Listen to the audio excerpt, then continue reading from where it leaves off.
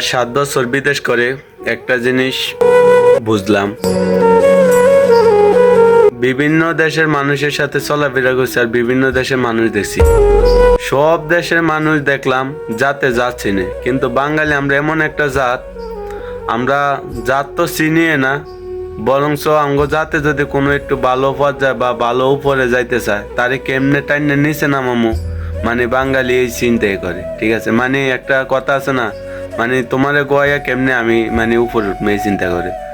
তো যদি আমার কথা একমত হয়ে থাকেন তাহলে সবাই কমেন্ট করে জানাবেন, আশা করি মানে বাঙালি যাত্রা কিরকম। আর মানে যারা পরদেশে আছেন বা বাইরে আছেন দেখবেন কি অন্য দেশের মানুষে 50-60 হাজার টাকা 1 লাখ টাকা দিয়ে বিদেশ আছে, কিন্তু বাঙালি আমরা কি লেগে বাংলাদেশ থেকে আইতে 5 থেকে 6 লাখ 7 লাখ টাকা খরচ হয়।